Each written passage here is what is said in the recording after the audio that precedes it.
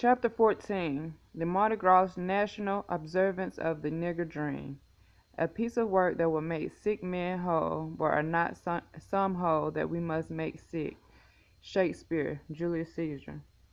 The Mardi Gras, conceived in the mother city by divine decree and order, called by many names. The day that care forgot, the biggest free show in the world, Shrove Tuesday, or the Fat Day. Nevertheless, a carnival symbolizing Africa, black by design and decree, emphasized through means of frolic, drinking, dancing, and disguising while pretending to be someone else by design, costume, mask, and color, than what the observant spectator might see. So, whatever is observed or happens anyway, Mardi Gras is actually the Black Christian's Day, but for the converted nigger has always been the soul of self-hate, who would surrender his spirit to disguise his black being behind the mask, costume, masquerade, that he might publicly appear to be anything but the nigger that he is, was, and always will be. So the nigger embraces the practice, integrating this carnival of madness, pretending for a day, celebrating to disguise his guilt for being black, under the cover of masks and costumes, dreaming that he begins himself and the observers with masquerade to escape the daydreams and nightmares, the black reality of his nigger existence which he must live with continually until carnival time, which occurs but once each passing year. But on this day also his black majesty comes forth to parade the streets of the city, the king of Mardi Gras, Zulu, that monarch of nigger memory, tyrant and ruler, in opposition to those of his converted subjects who live daily in aspiration to evolve, integrate, disappear, then emerge as Negroes, the non-existent factor in the impossible process of becoming complete as Christian and white. The almighty black king of the Mardi Gras, Zulu, comes forth each carnival to lead his procession, a grotesque parody but a solemn reminder of black reality. Niggers in blackface opposed to his subjects who cherished being during the Mardi Gras, niggers disguised in whiteface. While the king of the Mardi Gras, Zulu, and the carnival are still celebrated by custom among the remaining natives of the city, his black subjects and their children have flown dispersed to other parts of our nation. But there in the northern liberal cities of our nation they celebrate the carnival of the Mardi Gras every day. Dancing, laughing, pretending behind facial masks, masquerading in costume in the garments of self-deceit, seeking to be accepted as impossibility called Negroes or Afro-Americans, praying in futility that the niggerness of their being would disappear, and therefore they masquerade to eternity as nothing, anything but niggers, evermore. Still the emissaries of the Zulu king follows them, for the black monarch would never abdicate, nor will he ever allow himself to be overthrown. Perhaps he would be willing to enter a popular democratic election, but he would be certain to win by a landslide. So hail, almighty black king of the Mardi Gras, monarch of dark memories, royalty of black reality, avenger of the nigger, spirit indomitable, merciful mourner of those downtrodden in darkness. May the processions of the long dark lines parading as humanity's spectacle be linked, straightened, and marshaled into a formidable force, mighty in a black majority, that the thin white line of demarcation be diminished. O come a Mardi Gras morning, the river landing of Zulu. To my nigger sons and daughters who have followed me thus far, I must invite you to relive Mardi Gras morning at the foot of Canal Street and Mississippi River to witness arrival of King Zulu. So come along, children. I am no writer, you see, but a simple relater of tales. I am a recorder of hates, of follies, and fears, but mostly of what I remember. This is Mardi Gras morning, the final day. Be my guest, and as I guide you, remember, you will not witness and partake of our revelry as so aptly over romanticized in the commercial Caucasian histories, nor shall you experience any of the novelized adventures as narrated in the writings of our nigger Frank Yerby. Rather, as you roam with me, and we travel the streets, partaking of laughter, drink, human tragedy, and lust, you will see things from the darker side. Here I must confess, to the eyes of an observing nigger brother.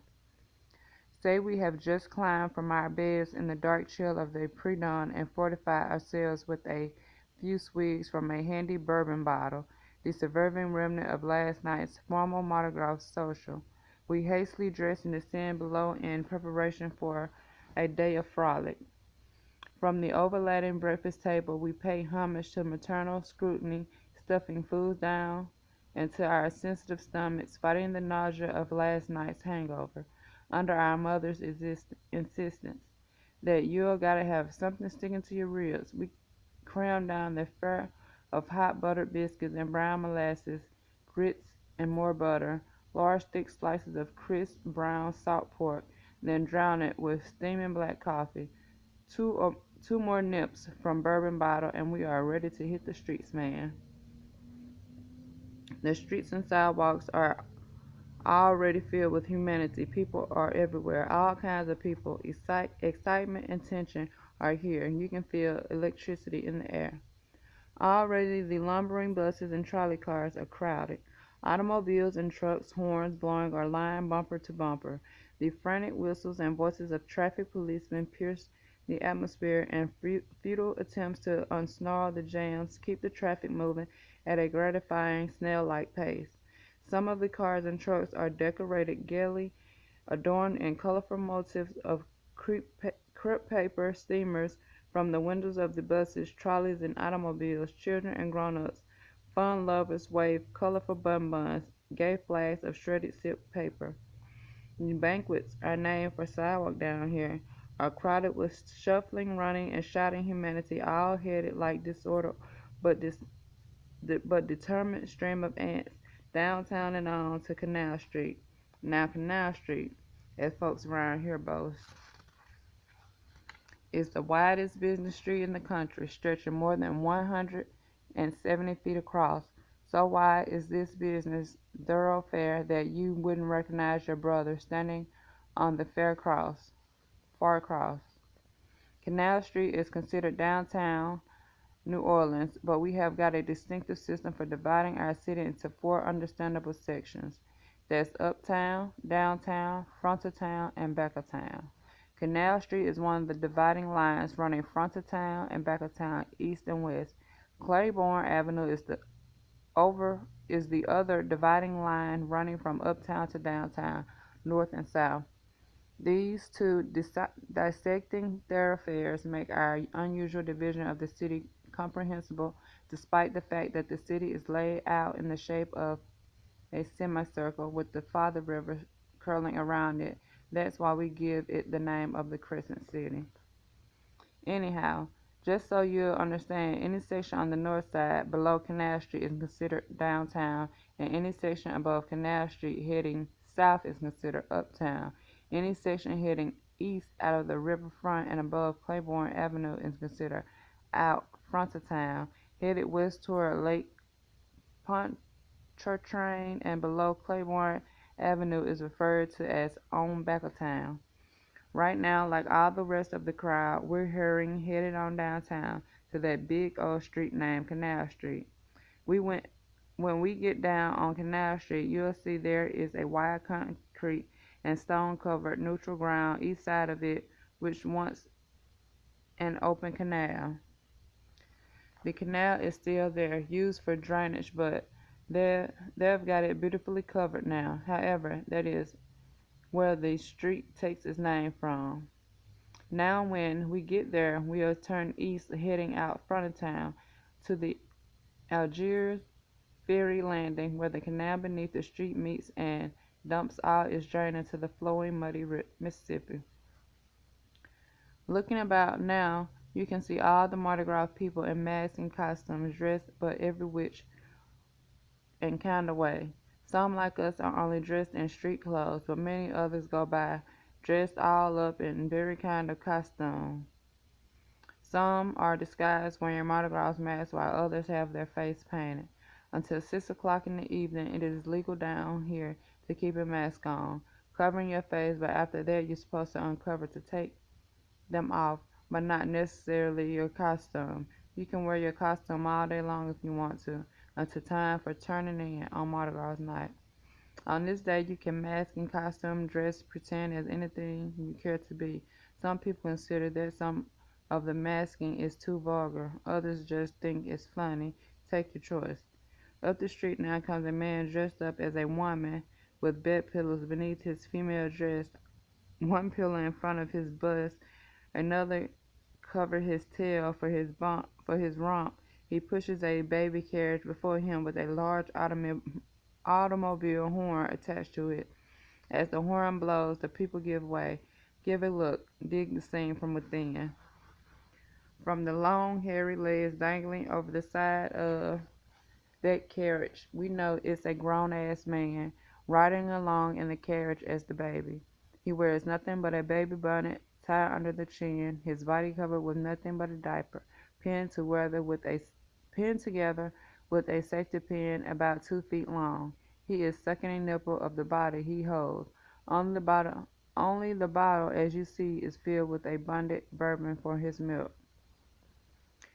Everybody laughs as he rolls on by, then turn their attention to the beautifully decorated flat-top truck with about 3 dozen couples of masking clowns winding down the street. A three-piece Negro jazz combo knocks out the rhythms as some couples alike cavort in the streets, then run back to remount the slow-moving truck. The motif is brilliant. Contrasting red and yellow streamers and bunting decorate the truck. The maskers aboard wear clown costumes with the left side all yellow. All the eye masks are bright yellow satin. A small nigger boy moves in near the truck and snatches the handbag resting carelessly in the lap of one of the Caucasian female clowns. She shrieks protest as the youngster dissolves into the frantic crowd along the curb. The truck moves on. The snappy jazz music drowns the sounds of her wails. She is now what we call a Mardi Gras loser. Tough shit at the carnival, huh? Here, following the truck, taking advantage of the music, come a dozen frisky little cute-ass gray girls, masking as ballet dancers. They wear pink costumes sprinkled with silver and red sequins. Their brief, stiff skirts stick out from the sides, exposing 24 a dozen pair of the prettiest legs and 12 of the prettiest little half-covered behinds that you ever cared to look at. Only their little asses are barely covered with pinching tight pink satin panties about the brief vest and the scantiest covering they had could make or buy. Sex is here, there, and everywhere for you to see, and it brushes you so close that plenty of it rubs off on you. That's another thing. Costumes of some of these people are considered to be absolutely scandalous. There are no holds barred. Nakedness is a principal feature. Asses, titties, thighs, parts of the lower female anatomy are there to be seen for looking free, causing the squeamish to turn and shrink away and even the boldest among us to blush. Then there's always the drinking. No Mardi Gras is complete without the drinking, and much drinking. Drinks and drunks are all around you, whiskey, wine, beer, gin, and all. Brewing companies have erected stalls all over the city, giving all the profits to those willing to supervise them, or commander them, as a better choice of the word. Some of the drinking throng carry bottles in their fists, where the passerby can easily read the labels. Conservative ones, proper folks, carry theirs in brown paper bags. The fashionable sports carry theirs in leather holders strapped across their shoulders like camera equipment. If you stop and stare long enough, some Mardi Gras drunk is generous enough to offer you a swig or pour you a little taste in a Dixie cup. We stop again now for a minute. Up the street there comes a masker wearing the black garb of an undertaker, pushing an actual funeral casket mounted on wheels. A battered old bucket is erected above the casket with wire. At intervals, a foot from within the casket lifts up and kicks the bucket. Then the corpse raises up and pours a drink from his bottle into a Dixie cup. swallows down some of the contents, then passes the cup on back to the undertaker. He lies down again and kicks a ringing sound from the battered bucket above him. They keep rolling. As they pass by us, they pause long enough for us to take a look over into the casket. That gray-faced corpse has got nothing but some whiskey surrounding his body, but about a dozen or more bottles of bourbon scattered about him. He extends a brimming Dixie cup of the fluid to us, crying out, "Here, you want to have a drink with the dead?" Laughingly, we accept it. Then he reaches for the cup and shouts, "Careful there, it might be formaldehyde." They roll on past with the corpse and the people about laughing, shouting their heads off. Some folks follow, accept his offers of a drink, while others might refuse and shake their heads. But who the hell cares? This is Mardi Gras, the day for kicks, frolic, and cavorting. The people of all races mix and blend on the frolic and the fun, sex, sadness, and the laughter, or at least some of them try hard to, when nobody else is looking. The exchange was once almost mutual, when ebony nigger children, both men and women, and masked, secretly joined the revelry together in the most exclusive of the city's alabaster fun places, clubs, and hotels. Or when the whites, both men and women in disguise of Mardi Gras, frequent the darker dens of the iniquities. The bolder of each group carried their acts up to the extreme, willingly giving and taking to mix the sample the other side. And this today is what many of our alabaster parents fear, that their offspring, with convenience of the Mardi Gras masking costume, will, in their search of adventure, go sample some with the nigger side. And they do, which was never much of a secret, just as their parents had done, sometimes before the fear of exposure set in, or after hearing stories of a most unfortunate alabaster member who, perchance to be caught in an act, they elected to become reformers. But now we've arrived at Canal Street, all decorated in fantastic proportions. This is the only city in the nation with a full-time decorator hired to plan for the Mardi Gras day. Now we move along. You see for a distance of more than 10 blocks the street is gaily decorated. Banners and flags of all shapes, sizes, colors are strung from telephone and electric wires. Bunting flags and banners drape the facades of buildings.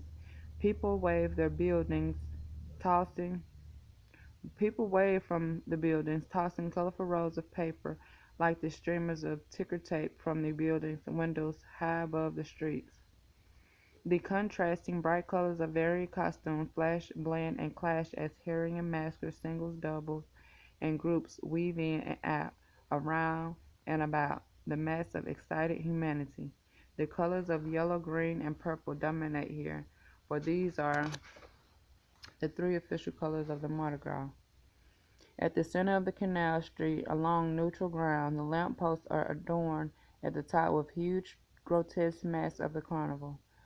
Tight steel wire cables encased in canvas covers are strung above waist high from post to post for more than 8 city blocks on both sides of the street. These are to hold back the throngs as the Mardi Gras parades go by. The prominent parades of the Alabaster Brothers, like Rex, Comus, Hermes, travel up one side, then back down the other side of Canal Street. Now on Canal Street, we push ourselves along, moving in and out of the crowds as we head out front of town and to the river. Out front, at the river's edge, we can see there is much happenings going on. From Algiers across the river, the ferry boat toots her whistle and crunches into the landing. The whistle becomes a signal for the throng to increase the pace in that direction. We are hurrying right along with them. Let's step it up. The ferry boat drops her bridge and pours out a steady stream of rolling automobiles and swarming mass of people, who at the bottom of the ferry ramp turn left to join and add to the milling throng already gathered there. This is a concrete wharf called Eads Plaza, just to the right of the Algiers ferry landing of the official landing where the place for the king of the Mardi Gras, Zulu. Every year, to quote our daily alabaster press, much to the annoyance of our nigger groups 1 and 2, our leaders, the mighty, powerful monarch of the Negro Mardi Gras, arrives there.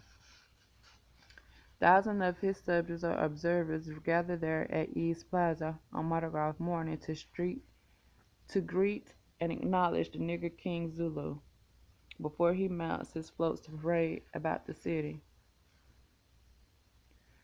Not everybody laughs at the arrival of this king, for he is not the favorite of all. He especially annoys a middle-class group among those self-appointed leaders of his black kind.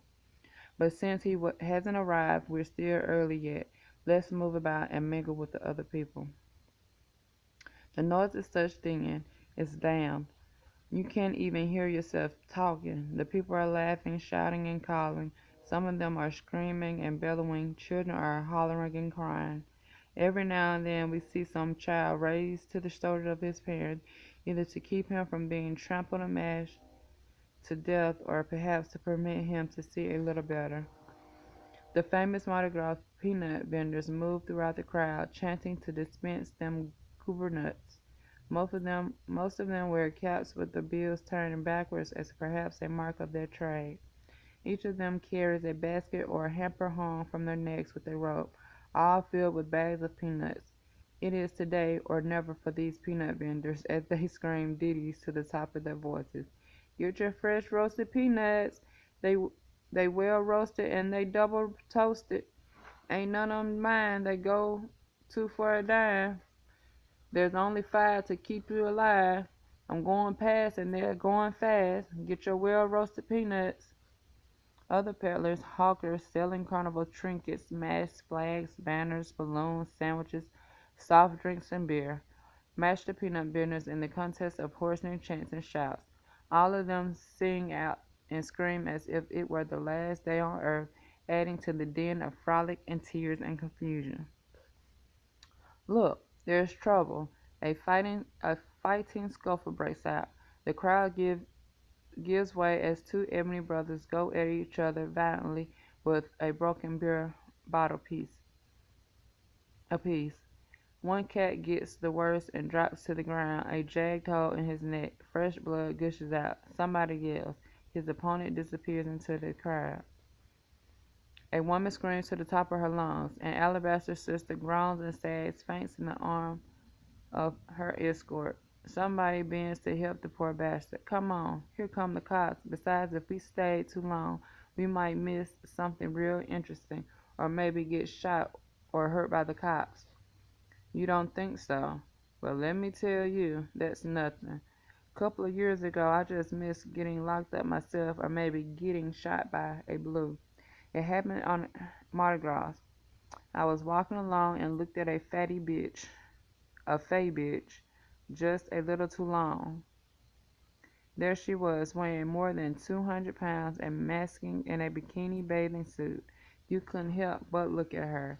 Her titties were so big she had the bra tied in the back with a shoestring. Those layers of her fat were dangling in such big rolls that you could hardly see the bikini pants she wore. The pants were so brief you could even see her pussy hairs, which she hadn't taken time to shave off, so we just looked. Then she hollered, "What's the matter, niggers? You ain't never seen any white stuff before?"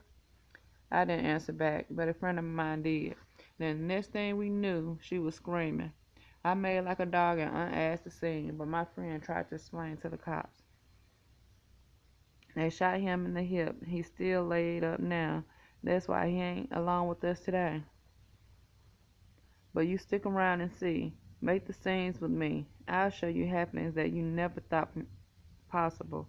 If that saying got you sick at the stomach, let's take out the bottle and have a swig. Or let's go get us a couple of cold brews from a beer stall. The sun is up now. It's about 6:30. You can see because the river mist is lifting. We can see things better. It's getting a little lighter. See? The sun is trying to peep around from behind those morning clouds. Out in the middle of the river, we hear it. Boom! That cannon shot was fired from a tugboat. The noise shocked the hell out of us. But this is it. The others' whistles in answer to the sound of that cannon. Now all of the river takes up the sounds and the answers. Hell breaks loose as foghorns hoot, come on, cannon boom, and whistle tweets echoing from all over the river. The people on shore are screaming more, if that's possible. They have sighted him, King Zulu, in his royal barge.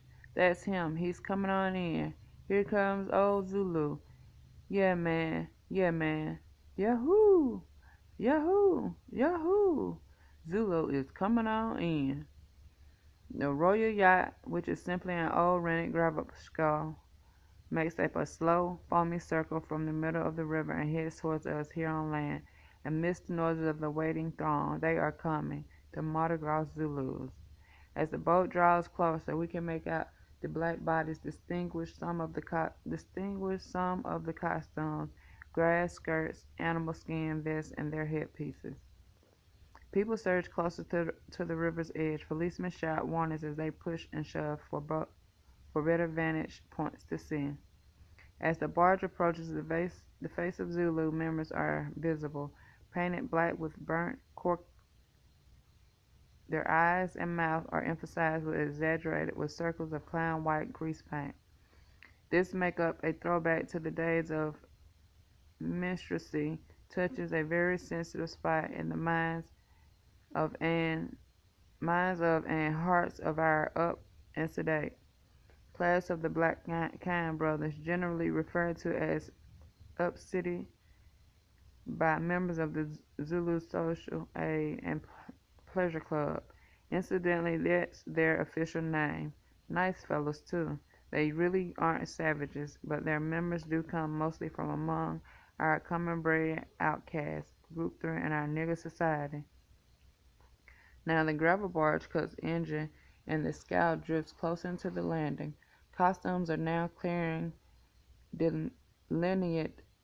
Most of the Zulu warriors wear rings of ivory or copper dangling from their ears and noses. Their wigs are kinky, made of Spanish moss or crinkly horsehair. Atop the wigs sit headpieces. Some are ostrich plumes, a black battered derby, a moth-eaten stovepipe hat, or even a bleached white human skull. The scow bumps into the landing while the onlookers move forward, closer to the river's edge. Children are screaming with fright. Some of the throng have climbed atop automobiles, trucks, and wharf posts to get a better look. Cameras are clicking, popping, whirring to record the event for posterity or for the amusement of the folks back home. The gangplank drops, and as King Zulu moves forward to step ashore, the noise dwindles almost to silence. For some ironic reason, though, this is the day for frolic and fun. There is always this awesome momentary silence as Zulu prepares to disembark, almost as if the spectators had been transported into a spell of suspended belief, accepting the fact or idea that massacres were actually real. When King Zulu steps ashore, as if on signal, the clamor begins again, louder and more frantic than ever before. Pushing and screaming and shouting resume. Struggling policemen strain intensify the efforts to hold back the throngs as King Zulu guides his bizarre procession to mount the float standing but a few yards away. The crowd grows almost uncontrollable, moving closer in their frantic and desperate appeal for souvenir trinkets on one of the gilded Zulu coconuts, especially prepared for the occasion. Today, the Zulus allowed by ordinance to throw only beads and other trinkets as souvenirs to the crowds. Once in the past, they used to also throw the coconuts, but upon protest of our progressive citizens, they were forced to desist some of the practice. Now they must hand the coconuts, that is, pass them to the favorite subjects. Each Zulu parader carries at least 100 of these painted coconuts to hand out to the folk as souvenirs. The demand for these tokens of Zulu Carnival once grew so heavy that a few of their members each each year walk about the streets selling an especially prepared stock of painted Zulu coconuts to any and all visitors who wish to not leave our city without one. The procession now moves painfully slowly toward the floats as relatives and friends, employees and visitors move in to shake hands and greet members of the royal procession. One Nigerian daughter, standing a few feet away from the procession line, clutches the arm of her Negro escort. "Look, honey, there's Lonzo." The escort grins, flashing a mouthful of gold teeth, and calls out, "Hey, you, Lonzo. Hi, man. You know I know you, man." At the sound of this call, one Zulu warrior turns, looks in the direction of the call, and grins, raising his new war club in a salute. Only on the surface it does not look like a grin. The clown white circles around his mouth and eyes are sad. The smile rather resembles a grimace, the grotesque smile of a painted circus clown. At another place along the line a Paddy, that's a white man, pushes through the crowd, pulling his laughing wife along behind him. He looks hastily over the passing warriors before he recognizes the object of his search. "Hey, Tom boy, I know you, you black bastard. Thought I wouldn't recognize you, huh, boy?" Another Zulu warrior turns, blinks, and assumes the smile of the clown. As he moves toward the Paddy and his laughing wife, he sees beneath his black face makeup. He does not like being called a black bastard, especially by a Paddy and out in the open public. But this alabaster brother happens to be his boss tomorrow when Mardi Gras Day is over and done with. "Hey, you all, Mr. Caspin, and you, Miss Caspin. I know you could find me." He grins and extends a silver-gilded coconut to the Paddy, who takes it and pulls back into the crowd. "Thanks, Tommy boy. Ain't take it easy today. Better be to work early tomorrow, hear me?" He winks at his wife. He knows damn well that Tom won't be at work at all tomorrow, not after a Mardi Gras Day parade with the Zulus. Tom never has and never will make it to work tomorrow, which we call Ash Wednesday. Carnival comes but once a year, and Mardi Gras is a holiday preferable to Christmas. Now the Zulus have arrived and climbed casually about their floats. The parade grand marshal runs to and fro up and down the parade line, telling who and what, where in hell to get. He's the parade boss, and everybody knows it from the way he blows his whistle and then shouts to the top of his lungs, "You get your black ass off from that damn float. You belongs back there on number 3. Tweet, tweet." He blows his whistle. "Come on. Why ain't you darn fools mount up? Tweet, tweet, tweet." He blows his whistle, then shouts, "All right, tell them damn white laws that we're ready to roll." By them damn white laws, he refers to the alabaster policemen. Today he treats them with insolence because they are being paid extra as escorts with his Zulu parade. On tomorrow, out of their fear and meekness, them white laws will have become Mister again and treated with much, much respect with acknowledgement. But today the alabaster policemen even laugh at the insolent references, for as Zulu parade escorts, the day holds much laughter, drink, and excitement in store for them.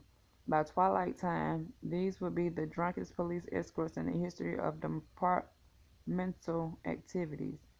They'll drink much more than plenty, and even take home a supply, all furnished by Zulu well-wishers, the principal liquor distributors and bar owners of the city.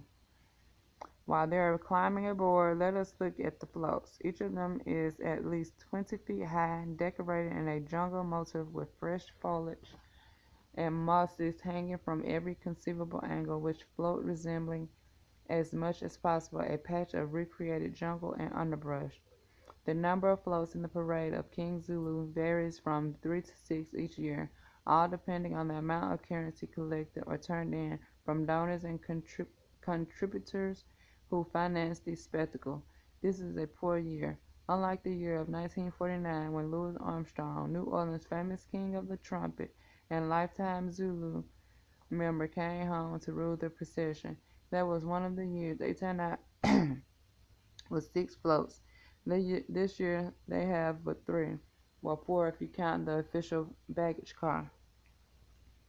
Always bringing up the rear of the procession is the official Zulu baggage car, a battered old carriage or wagon loaded with trunks and suitcases, supposed the coffers and clothes of King Zulu on his mystical voyage from Africa.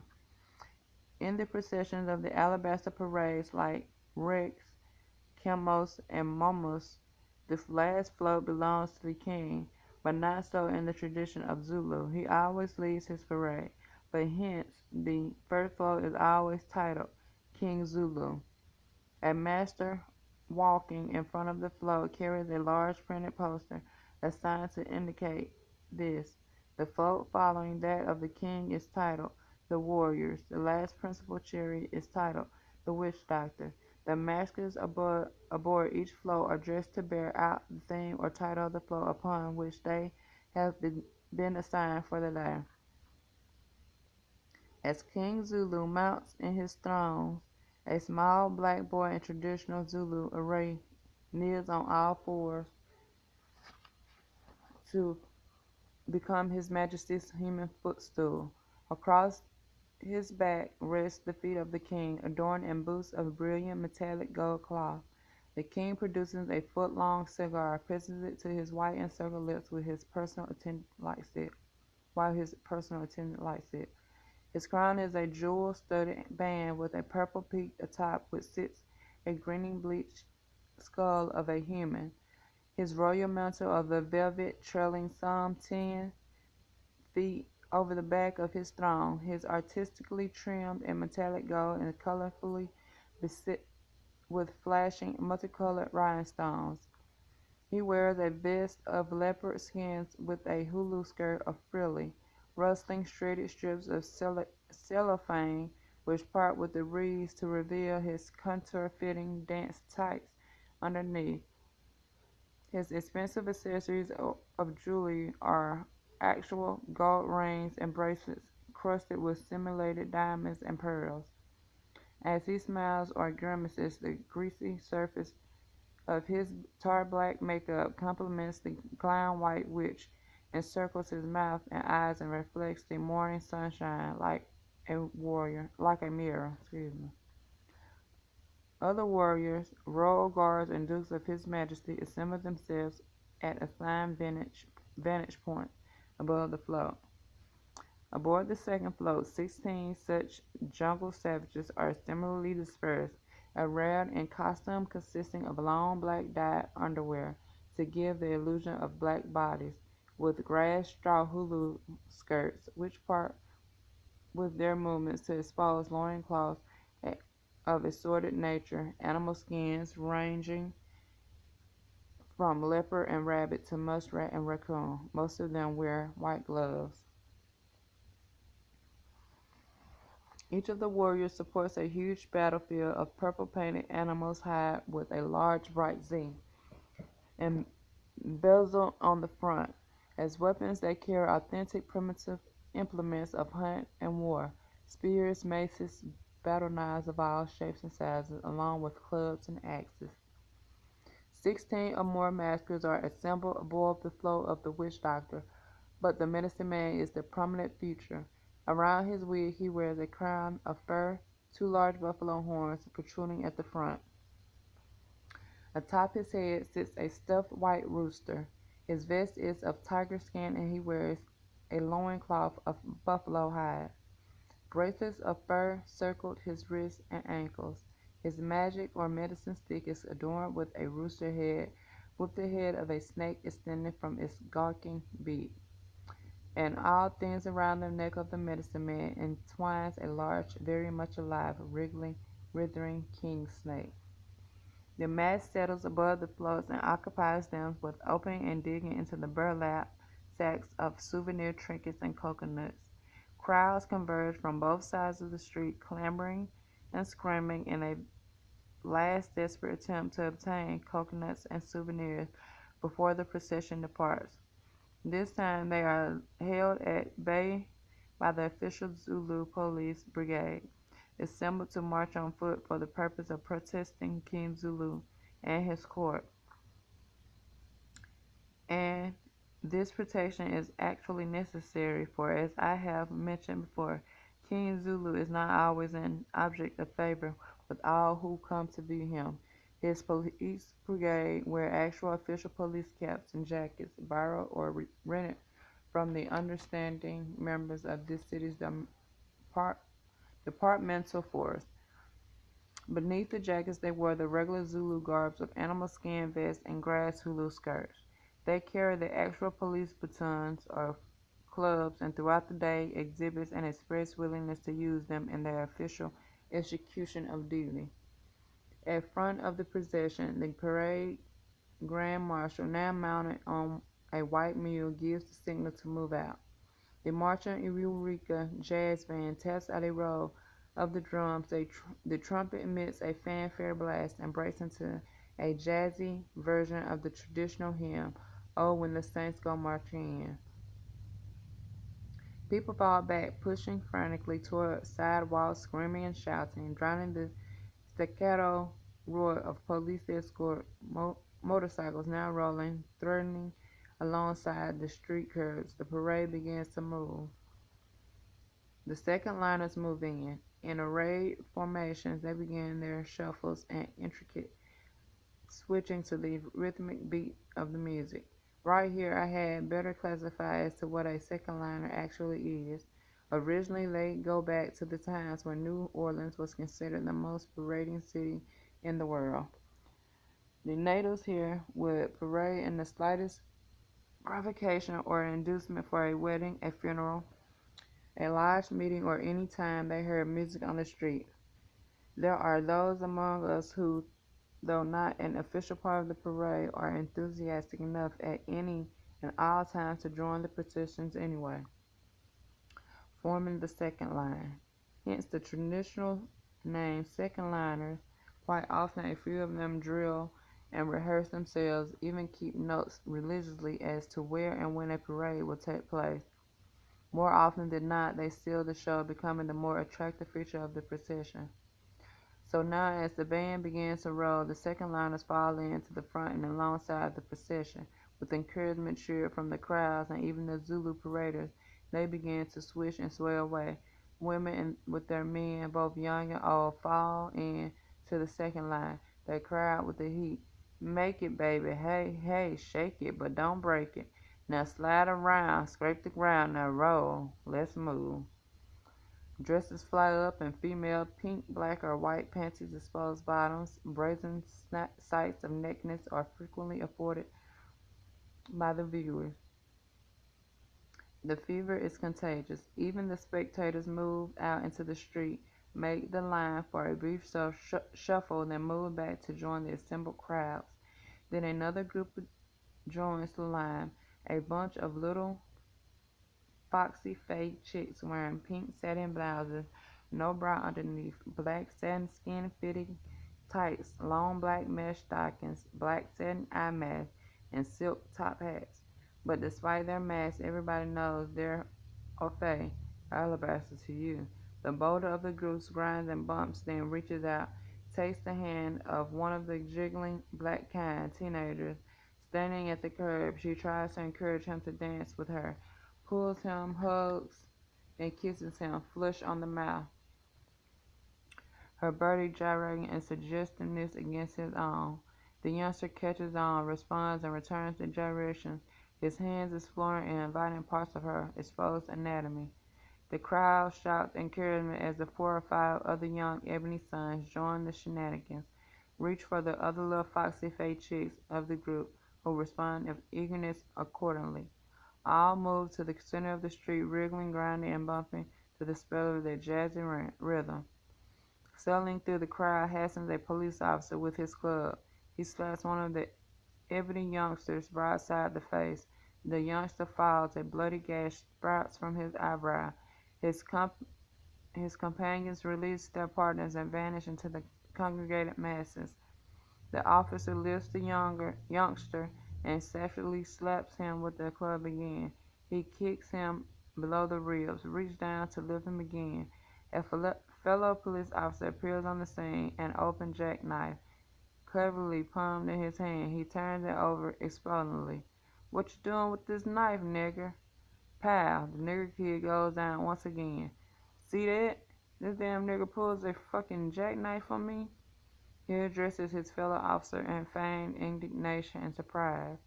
"All right, you people, keep moving, get moving," he reaches toward his host, as does his fellow partner. The people are drawing back. The young prisoner's shirt is crimson as he stands there swaying unsteadily, his eyes glazed and semi-conscious. "You all heard me. Get moving." "Aw, that's a damn shame. Dirty son of a bitch," cries a bold voice from the back of the chorus. "That kid didn't do a thing. I wish the hell you hit me." Revolvers are then drawn and brandished. Threateningly, the people scurry backwards seeking safety. "Come on, let's go.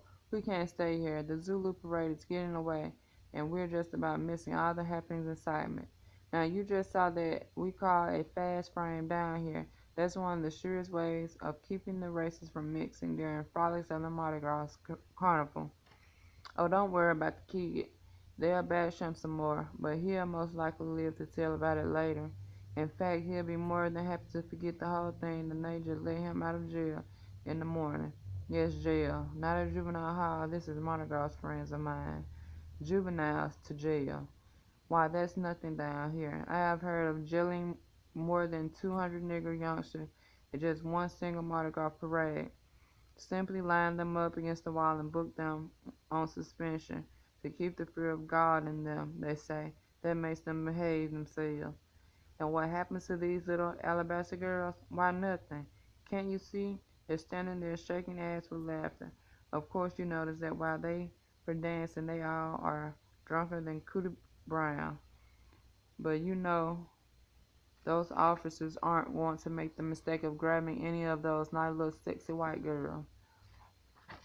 They'd have to resign from the force if they did, while behind those pretty little black masks are the innocent, pure faces of the city's most prominent young alabaster teenagers. Come on, we better catch up, if you want to learn more about those clowning Zulus and the Mardi Gras. Now you can see as you look up at the floats, it is not only souvenirs that they carry in those sacks of burlaps. At regular intervals, one of the Zulu maskers produces a bottle, takes a healthy swig, and passes it to the brother Zulu nearest him. The bottle makes it round the float, its contents hastily depleted. When it empties, its smashing sound on the concrete streets below is the signal for a repeat performance, with some of the other Zulu brothers producing another bottle from his sack. These first are merely bracers to protect them from morning chill, but if we were to follow the parade through the day, you'll see drinking sufficient to put a Russian army staff to shame, or make the pride of the French seem as teetotaler. Of course, you would have to agree these fellows will need something to brace themselves for the strenuous ordeal of parading the next 10 hours in 40 miles of carnival in New Orleans streets. Were we to follow the parade throughout the day and witness the many toasts consumed at each of the numerous parade stops about the city, you could well understand why many of the Zulus are unable to hold safely until they lofty perches aboard the floats around sundown. In the final miles of the parade, it is a accepted fact that at least one or two will fall in action or the line of duty to become a hospital case. They will make as many as 20 stops along the route, and each stop involves a ceremony of drinking toast to the health of everybody and jeopardy of their own. Whereas drinking has always been a tradition of the Mardi Gras, the amounts consumed by King Zulu's entourage is the most legendary in the history of the carnival. Sometimes the drinking has stimulated them into actions and acts such as to cause their black cam brothers, those up and sedate Creoles and progressives of the city, to brand Zulus as absolutely uncivilized. I will tell you later about some of these things. Now, could now we could follow this parade for the rest of the day, but that would be a topic for another book entirely. The occurrences and drinking at their numerous stops could never be fully recorded. Schedule and time meaning nothing to them.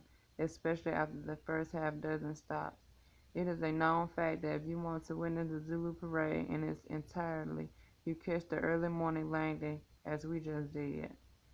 Perhaps a float will break down where the maskers just dismount, retire to the nearest saloon, and refresh themselves awaiting repairs, or a few of them might join the brothers on another float and discard their injured vehicles on a side street. Sometimes, much to the annoyance of the king, by the majority vote of the brothers aboard one of the other floats will pull out of the parade to make a special stop, then catch up with the main body a little later along the way. If during the case of an emergency, a brother remains at a certain stop too long, by royal decree the parade might depart and abandon him there. Ironically, there is but one Zulu processional stop that the King of Zulu is certain to make during his carnival activities, that is, before a gathering of his subjects who occupy seats and bleachers erected in front of one of the city's most prominent Nigger-owned mortuaries, which marks the death knell or cessation of his former Mardi Gras parading. There he drinks a toast to his Zulu queen. He drinks and receives his final toast of the day, per, periodically with members of the Nigger progressives, his social superiors, who are allegedly the civic, political, and business leaders of the black community, those who publicly denounce and decry his very existence. Yet they gather there, understandably, to pay homage to the King Zulu and his followers of common-bred outcasts, that later they might exploit them for their own single and collective selfish advantage.